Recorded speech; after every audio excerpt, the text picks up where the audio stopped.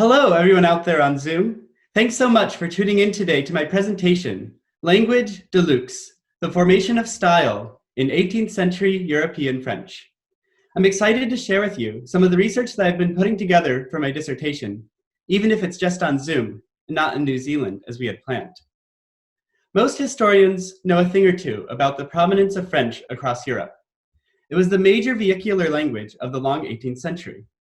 Starting as just one foreign language among many, French replaced Latin and its modern rivals to become the major language across much of Europe in a variety of fields: diplomacy, science, and the arts. Some historians, like Marc Fumaroli, have called this notion French Europe, and in his words, elites in London, Rome, Berlin, and Dresden kept their eyes fixed on Paris and Versailles as if they were really there. I'm trying to reverse this concept today and to talk about this perspective from the outside of France instead of a view from the inside, something that I call European French. Because French was more than a national language in this period, it was also something less. Courtly elite French was a prestigious sociolect that was spoken across the continent. The notion of a secular and European civilization was gradually coming into being, and it came to refer to the period's growing civil society that was built on networks of transnational communication. An unprecedented amount of people and goods both accompanied the circulation of ideas beyond national borders. The paradox is that most French people did not speak what we would recognize as French today. Outside of French, these French speakers were moreover relatively few in number and scattered in an archipelago across Europe. Yet the speakers of this courtly sociolect, both inside and outside of France, used French quite intensely, even in personal letters to their children. They hoped to prove themselves as Europeans and to be accepted in an international community of equals. My talk today is about French style, the glue that held this community together. Style was a concept that separated elites from commoners, and it defined who was worthy of entering what was actually a quite exclusive group of speakers.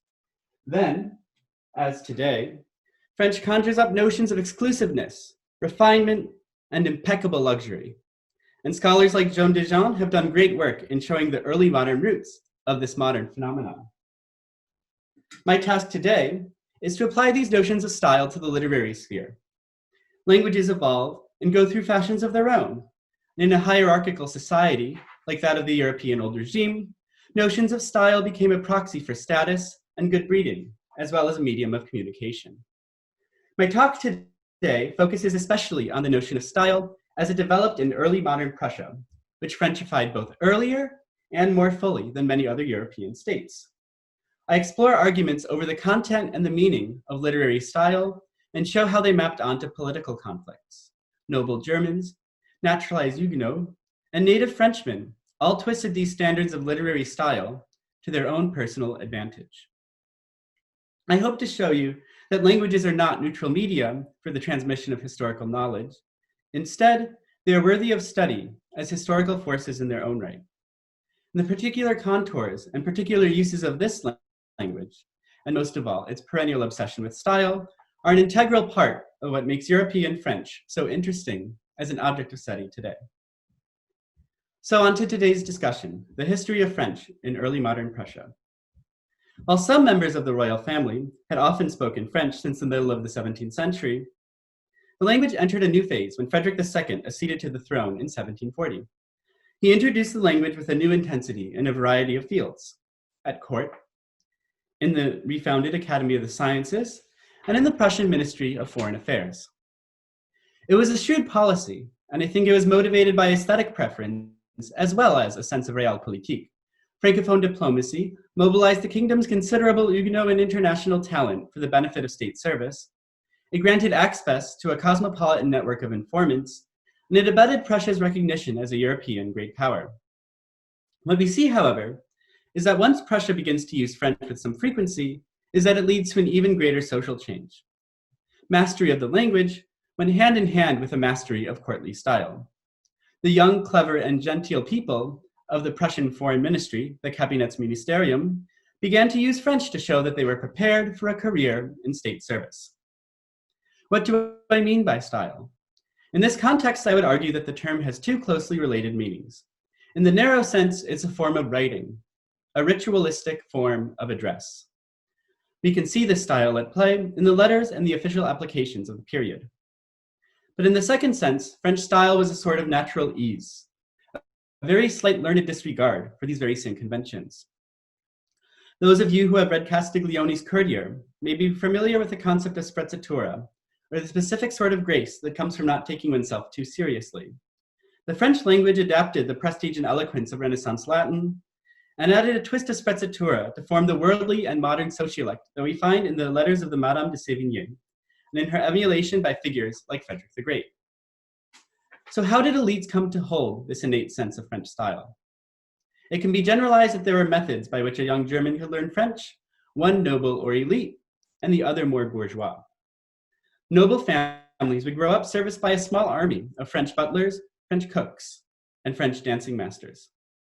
The proximity of spoken French at an early age gave these nobles a stylistic ease that could not be emulated by those who learned the language at a later date. French grammar would then be taught around the age of puberty, more often to men than to women. Families would hire a preceptor, often a university student who taught children French to make his way through college. But this is the paradox. While these preceptors had some knowledge of foreign grammar, their exposure to noble households was often the first time that they would have encountered an environment of spoken French. Studying in France as a part of the Grand Tour was the best way to learn, and it produced the most stylistic French of the period. But yet again, there was only the option for a privileged few. Fluency was defined by style, a trait that included, but also went beyond grammatical familiarity or basic communication ability. A Huguenot, a Frenchman, or a self-taught German might beat a noble in a test of linguistic capacity, but a noble who spoke French often would beat them in turn. In addition, they could view themselves as superior if they had a strong command of changing and evolving taste. The amount of French that was needed to be fluent increased in an absolute sense, but most properly increases on the terms of the elites. They reacted to the tide of French primers, manuals, and dictionaries by emphasizing the need for a spontaneous and conversational style. And those Germans who read French, but did not speak it as children, faced difficulties with the language that limited their opportunities for social advancement when they were adults. When I looked through the archives of the Prussian Kabinettsministerium, the foreign service that was run in French, I saw that its ministers quickly associated the French language with good candidates, and French itself with courtliness and good behavior in general. We find such a description in a review by the Minister Podevils of new candidates for the post of Legationsrat, or embassy secretary, in 1747. Podevils says, "But of all the young men that I see here, I do not know any who would be better suited for the designs of your majesty than the two brothers Voss, rich gentlemen from Mecklenburg, and nephews of the wife of the General de Panowitz. They speak perfect French. They are worldly, and they have understanding. Their conduct is wise and restrained." So notice how this account flows seamlessly from social status to French, and then to social connections. There's this idea of being worldly, or du monde, which denoted foreign travel and being acquainted with the practices of foreign courts. And most telling is the contrast with earlier applications in the ministry that look for cleverness. They describe the Voss brothers as being worldly and having understanding, yet there's no direct sign of or proof of this achievement except for the fact that they're speaking French. Their mastery of the language has become a powerful signal, both for academic achievement and for social refinement. So faced with a shortage of young men of good birth to fill their diplomatic posts, Prussia's ministers devised a new training school in 1747, the Pépinière. A pépinière, as you know, is a nursery or a greenhouse, and the institution was designed in the image of famous schools across Europe. It taught the new art of diplomacy. The 11 noble students in the inaugural class were placed at Prussian embassies abroad. They received the title of Legationsrat, or embassy counselor, with a yearly stipend of 300 Reichsthalers. The ministers often complained about the poor motivation of these noble secretaries, but the better ones among them had the good birth and the good breeding to express themselves in the type of French that was necessary for success. French was an important skill for all state servants in this period, and not just those who were working as ambassadors. The Prussians founded a military academy of the nobles in 1765, not to form promising talent into an elite, but instead to teach these elites the French that they needed to become young gentlemen and universal people. To us, this all sounds very lofty, but the institution was relentlessly practical. Math was limited to trigonometry and fortification. Legal classes read extracts from Grotius instead of full books. As Frederick the Great put it, a deeply literary man who often tries to act tough, we don't have the goal of raising Bernoullis or Newtons at this school. French was still useful, even in this school that was relentlessly practical. Pupils studied the language for all 6 years of enrollment, and middling students translated Latin works into French to work on their style. Upper students in their final 2 years continued with French orations. They complemented their studies with readings in French poetry and in the fine arts. And while the majority of the students from this academy went into military service, these alumni were quite well regarded when it came to the diplomatic service. A letter from the minister Herzberg in November 1786 makes exactly such a case. There is, in the Academy of the Nobles, a young Pomeranian gentleman from the good family of Brockhaus, who seems to me to be quite suited for this career. At the age of 20 years, he has already made good progress in all manners of the sciences. He knows well both history and French. He has an untiring work ethic, exemplary conduct, and cuts a dashing figure. He is not rich, but with such qualities as these, he will be usefully employed. The King Friedrich Wilhelm II, who's Frederick's nephew that succeeds him in 1786, admires Brockhausen's skills, good birth, elegance, intelligence, and most of all, the knowledge of French. He granted him a position in the Pépinière, also with a 300 Reichsdollar salary. It was the beginning of a long and illustrious career that took the ambassador to London, Paris, Dresden, and The Hague. So we've gotten actually to the point of Fumaroli, where Fumaroli is looking outside from Paris and Versailles, but now we're actually looking at how these people's careers are being followed in Prussia and then going in and creating this European French. What's interesting is that the training schools, though, like the Pépinière or the Academy of the Nobles, had led to an arms race or to the acceleration of distinction. The level of French needed to be competent in the language had increased. Even applicants that knew French fairly well would ask for special dispensation or extra help with their work. Take this example from an archivist named Rudé, who hoped to work for the Prussian Academy of the Sciences. He sent this following request in July 1766. Messieurs, I confess that I have at present not enough knowledge of French to satisfy you as you have desired. The business copies in French, which are part of your orders, require a more practiced talent than I would dare to flatter myself with at the present hour. That is why, Monsieur, I would humbly beg you to consent to benefit from the help of Monsieur Michael, private secretary of the king. He knows French, and he is more practiced than me in the French style. On one hand, it's possible for an archivist like Rudé to work for the academy with good German and only adequate French. On the other, it's clear that he knows enough French to write a job application or to have one written for him, but he doesn't have enough to fulfill the requirements of his job. And he's not even, a king's reader or a secretary.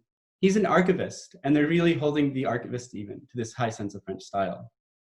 Rudé expressed his limitations in two ways. He wrote that he was not exercé, or practiced, and that his writing further lacked style, or French style. This is interesting because he's not someone who has to deal with face-to-face interactions. He's someone who's organizing the papers. So you would think that just knowing French would be enough, but even for this job, he really sees that he needs French style. And so the academy comes up with a compromise. They decide to pay this king's secretary, Michael, 25 écus per quarter to look over Rudé's shoulder as he organizes the archives. This way, they could ensure that his language games didn't lead to an archival disaster. The many examples that I've discussed today show how French style was enacted and embodied in the context of early modern Prussia. More than a code of grammatical exactness, the style français that they refer to followed the principles of French fashion. It was a constantly evolving field where adherence to social codes became a matter of distinction between commoners and elites. Then, as now, French was defined by a natural ease that suited it especially to the variety of situations found in early modern courts. The language brought Prussian diplomats in contact with a European network of goods and ideas, and allowed the state to control for the selection of its elites in new ways. Literary style became a proxy for courtly behavior and gentility as a whole. Aspirants to state service proved their fitness through their mastery of written and spoken French. And arguments about style, where grammatical exactness gave ground to general Frenchness, reflected the efforts of Prussian elites to control and reap the benefits of French at the expense of commoners who might know French, but who lacked access to that ephemeral sense of French style.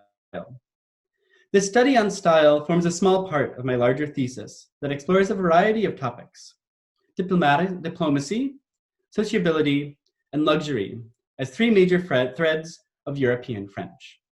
And I think that the logical point to go from here is, now that we've discussed French style, is actually to look a bit more at Frenchness, or to actually French fashion, and how this is also creating a sort of community that's shared from all of these locations by a very, very narrow band of elites.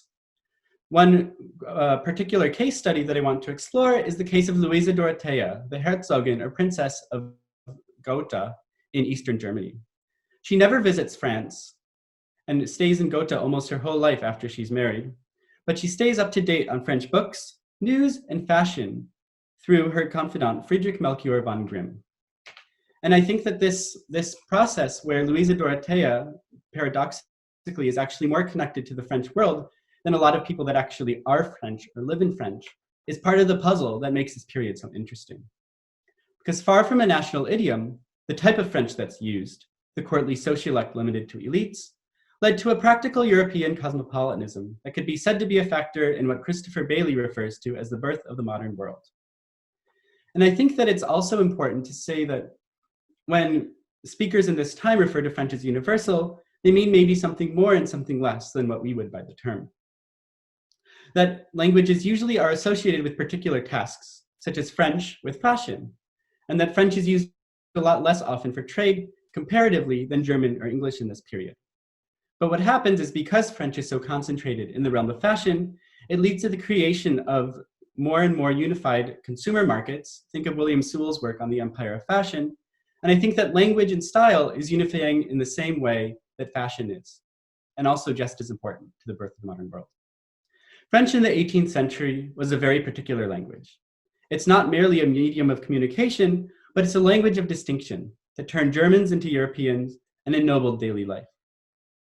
And as historians, we would do well to consider language as an active category of analysis, one that involves an attention to the minutiae of dialect and tone as a record of the realities of the past. Thank you very much for listening to my presentation.